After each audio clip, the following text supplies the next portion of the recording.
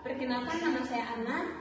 Saya akan memaparkan materi saya, yaitu sistem endokrin penyakit diabetes insipidus.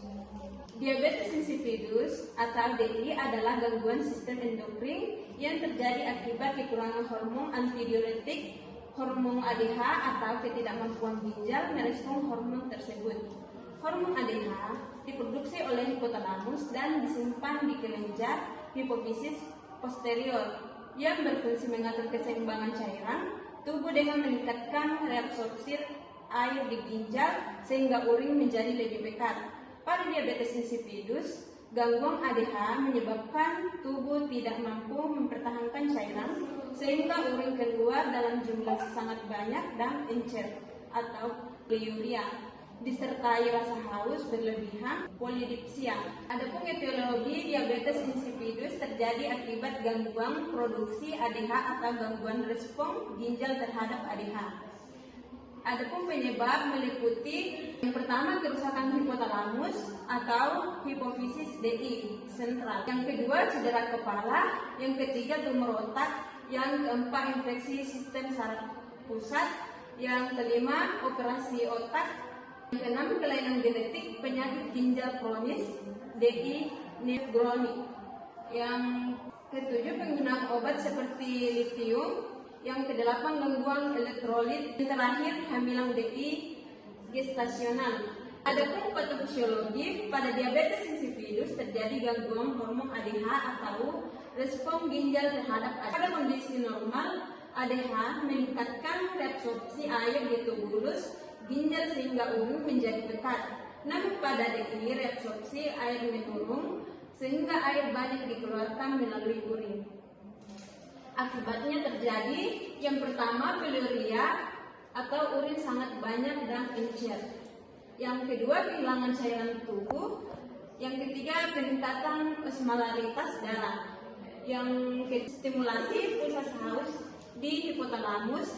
Yang terakhir polidipsia atau haus berlebihan. Jika cairan tidak cukup, dapat terjadi dehidrasi dan hipernatremia yang berbahaya. Adapun manifestasi klinis diabetes insipidus ditandai dengan poliuria, yaitu pengeluaran urin dalam jumlah sangat banyak dan encer, serta polidipsia atau rasa haus yang berlebihan.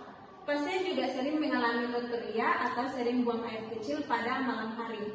Disebabkan kulit yang kering serta tugor kulit menurun akibat kehilangan cairan tubuh.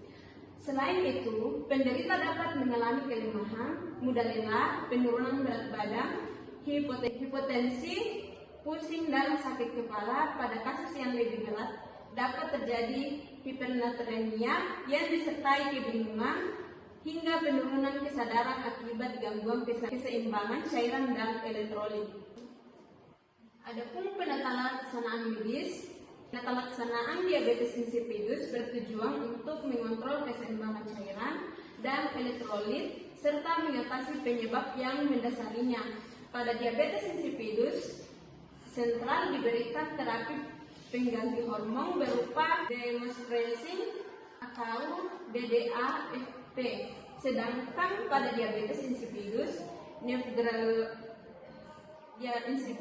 progenik terapi difokuskan pada pengobatan,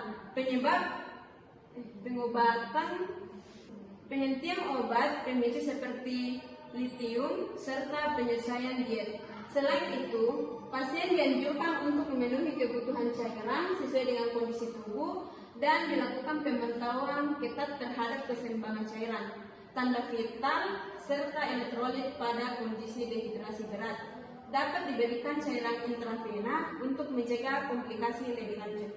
Komplikasi diabetes insipidus terjadi akibat kehilangan cairan berlebihan, yaitu dehidrasi berat, hipernatremia, hipotensi, shock hipovolemik, gangguan kesadaran, kejang, gangguan fungsi organ, penurunan kualitas hidup akibat sering bab dan gangguan tidur. Adapun asuhan keperawatan, yang pertama pengkajian identitas pasien, nama, umur, jenis kelamin, pendidikan, pekerjaan, tanggal masuk di rumah sakit. Keluhan utama, pasien mengeluh sering buang air kecil dalam jumlah banyak, rasa haus berlebihan, sering terbangun malam hari untuk bak, serta merasa lemah dan mudah lelah.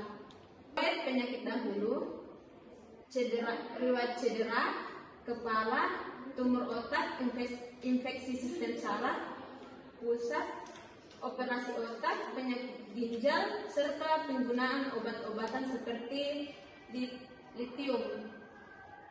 Pemeriksaan fisik, keadaan umum, tampak lemah, kesadaran, kompos mentis, tanda-tanda vital, hipotensi, nadi meningkat, suhu normal, tutup, mukosa mulut kering, tubal kulit menurun, kelemahan penurunan berat badan, sampai penunjang, omalitas urin menurunkan omalitas serum, meningkatkan natrium serum meningkat, tes restriksi cairan serta CT scan atau MRI bila diperlukan. Adapun diagnosa keperawatan, yang pertama defisit volume cairan berhubungan dengan kehilangan cairan berlebihan melalui urin atau poliuria.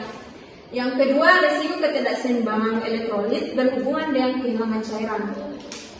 Gangguan pola tidur berhubungan dengan intoleransi aktivitas berhubungan dengan kelemahan fisik.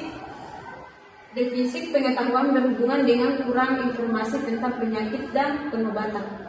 Adapun intervensi keperawatan, tujuan status cairan membaik dalam waktu 3 kali 24 jam dengan kriteria hasil tubur kulit membaik, mukosa lembab, rasa haus menurun, tanda vital dalam batasan normal, produksi urin adekuat serta intake output seimbang.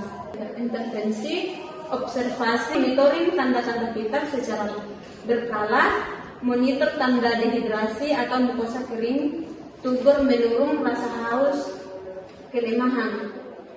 Monitoring status dehidrasi pasien, monitor intake dan output cairan, monitor berat badan harian, monitor hasil laboratorium atau NA-K hemaktori ureu. Terapeutik, berikan cairan sesuai toleransi pasien, pertahankan tira baring bila diperlukan.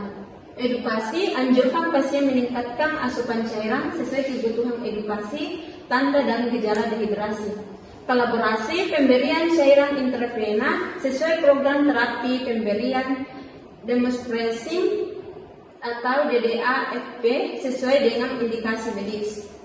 Implementasi, mengukur dan mencatat tanda vital pasien setiap shift, mengobservasi tanda dehidrasi seperti mukosa kering dan tubur menurun, mengkaji status dehidrasi secara berkala, mencatat intake dan output cairan setiap 24 jam, menimbang berat badan pasien setiap hari, memberikan cairan oral sesuai toleransi, membantu pasien tira baring bila diperlukan, memberikan edukasi dan mengenai kebutuhan cairan, serta melakukan kolaborasi pemberian cairan intravena dan demonstrasi sesuai program terapi. Evaluasi atau SOP.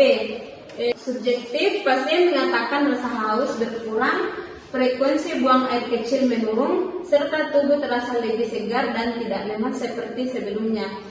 Adapun objektif, frekuensi dan volume urin menurun, tanda-tanda vital dalam batas normal, mukosa mulut tampak lembab, tubur kulit membaik, keseimbangan cairan atau intake dan output lebih seimbang.